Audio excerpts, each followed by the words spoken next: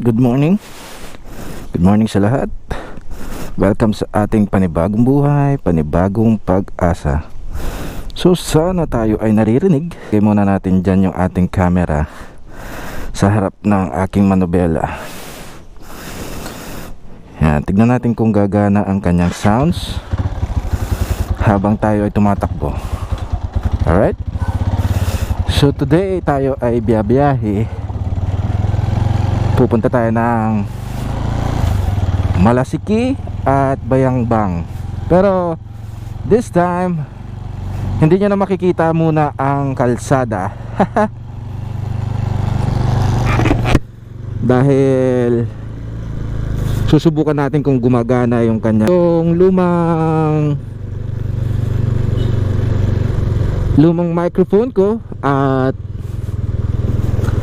syempre wala yung aking power bank na gamit. Hindi siya nakasalpak.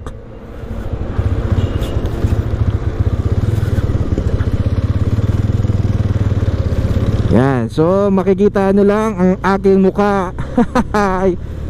Let's go. Alright. So sana naririnig ako.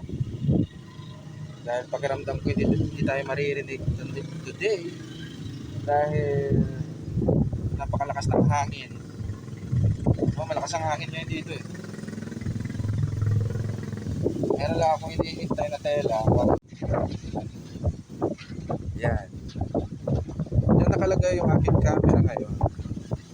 Ewan ko lang kung maririnig mamaya. Kung maririnig tayo mamaya sa biyahe dahil nga gawa ng sobrang hangin.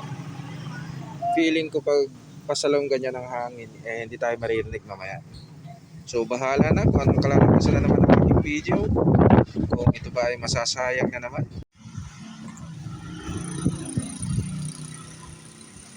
Alright, so dala ko na yung damit. Ito siya guys. Ito yung mga tinatahi Ate Ems. Ate Ems, may kalam siya. Yan, tutuloy na po tayo. Biyahe na tayo sa Bayambang at Malasiki. Sana matapos natin siya ng mas maaga dahil nga paggabi na mahirap talagang magbiyahe. Kaya mas mabuti na mas maingat tayo. Okay? Alright, so nandito na tayo sa Kalasyaw. Yan. So ito ang napapansin kong disadvantage na ito ganitong set ng camera. So, pag may mga ganitong pupuntahan hindi mo makikita yung mga kasalubong mo. Hindi nyo mapapanood yung mga gaya niyan. Napakaraming riders dito kanina na nakasalubong ko at kami ay nag-sign of peace. Yeah. Yan ang sign ng respeto ng mga riders. Papagas muna ako.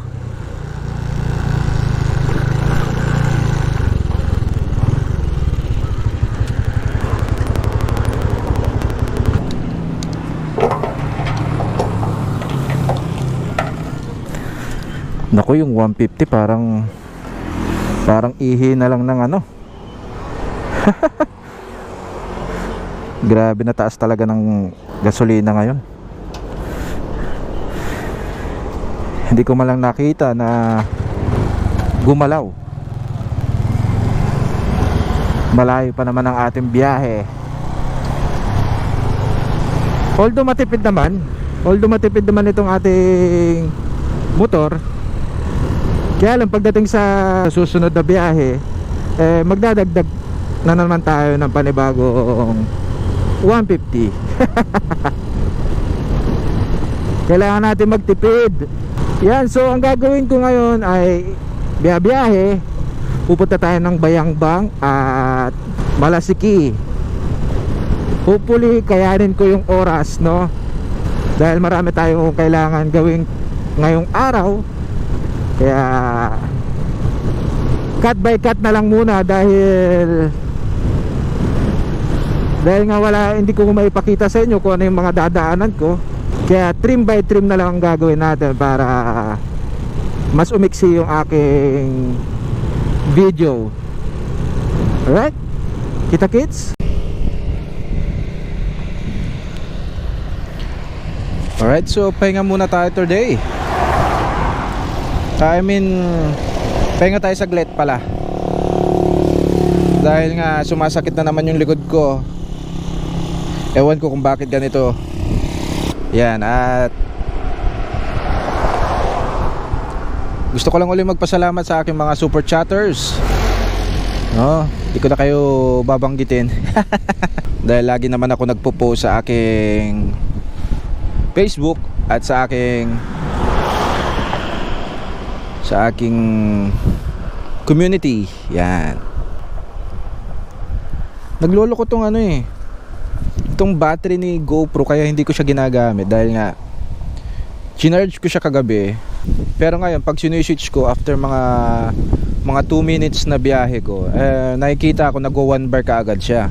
Yan, salamat sa mga nakipagkulitan sa akin kagabi sa aking live stream. Maraming salamat sa inyo na walang tigil na suporta, no? Wala akong ibang masabi kundi ang pasasalamat dahil nga kahit wala tayong masyadong upload, andyan pa rin kayo na sumusuporta.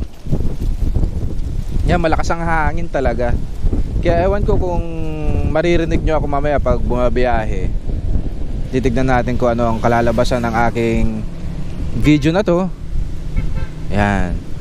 So puputol-putulin ko lang lahat ng biyahe ko, yung video, para umabot tayo sa aking ka-meet up mamaya. Yan, gaya nga ng sabi ko kanina, maraming riders ngayon. Kaya ride safe sa lahat, ride safe. Napaka-importante mag-ingat sa bawat biyahe. Alright, so yan, isang yosi na ako for today. At ako talaga ay nagbabawas. Kumbaga napapayosi na lang ako pag talagang pero pinipilit ko talaga siyang mawala. Dahil nga kailangan na natin maging healthy sa lahat ng bagay. Alright. So tutuloy na po tayo. Dahil kailangan kong kumayod. Kayod muna bago ang kasiyahan. Mamaya na tayo magkwentuhan sa aking live stream. Kaya kung ikaw ay bago sa aking YouTube channel, please subscribe para lagi kang mapasyal sa aking live stream, no? Yan, sayang hindi natin na-save. May dumaan na Lamborghini dito sa harap ko. Anak ng tokwa, oh. Kagandang Lamborghini, kulay black.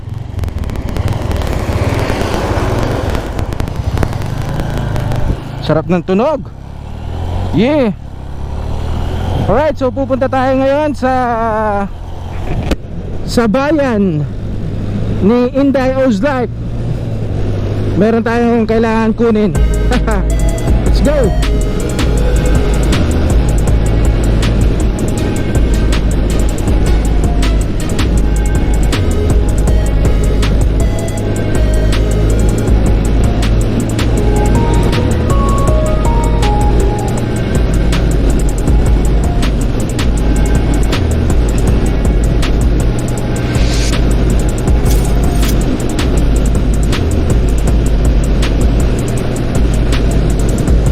Focus lang tayo syempre sa kalsada, no? Takbong 100 lang pwede na.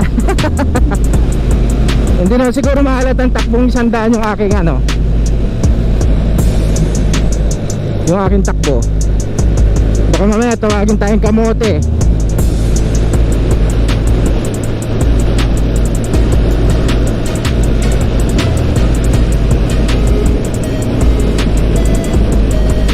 Actually maganda tong daan na to dahil kakaunti talaga ang dumadaan.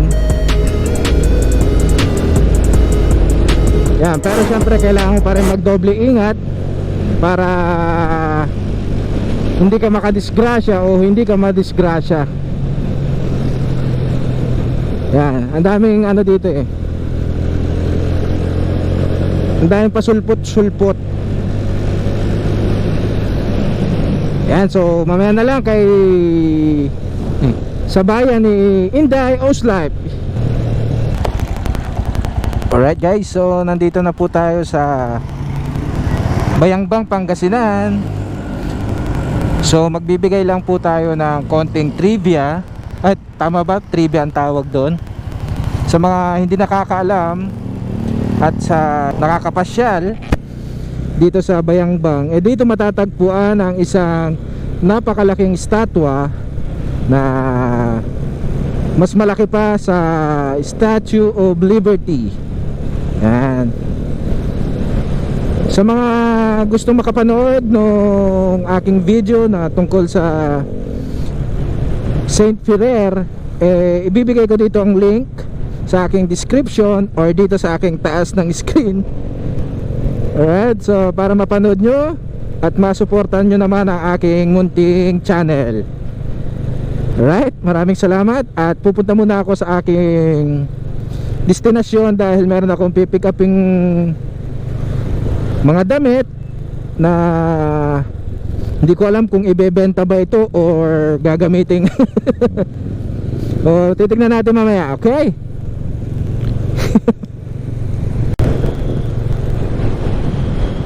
Alright, so andito na po tayo sa bayan ng Bayangbang. At tayo ay maghahanap ng isang, hindi ko alam kung nasan dito yung simbahan. Dito po ang bayan ni Inday Oslife. Mega love, shout out Inday Oslife. Yan, nakakita na naman tayo ng ano, mga rider. Sayang at hindi nakalagay yung aking camera sa mismong helmet dahil nga medyo nilinis ko. Ay sorry. Tignan, nagkamali tuloy ako ng daan. Kakadaldal ka, nagkamali ako ng daan.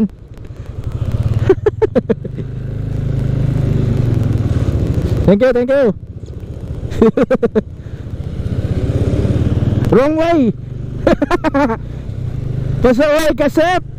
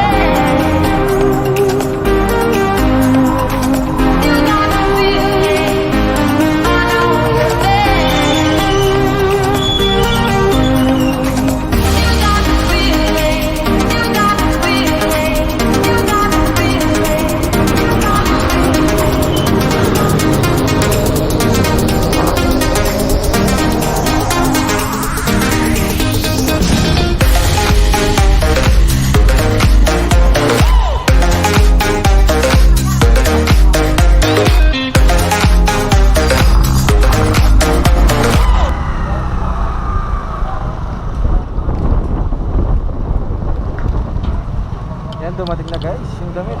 Ang tagal. Wait lang ha.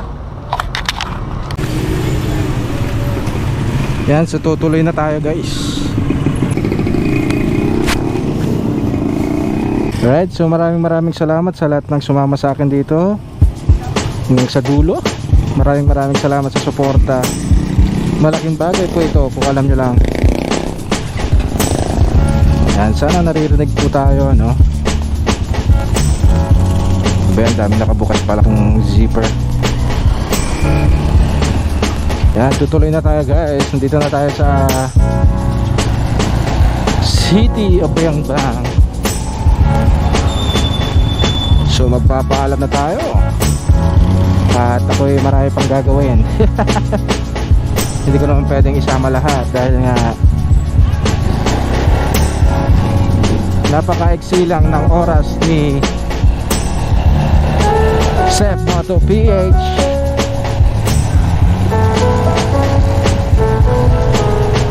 Alright, so laging tandaan, panibagong buhay, panibagong pag-asa. Alright. So right side. Always. Babush.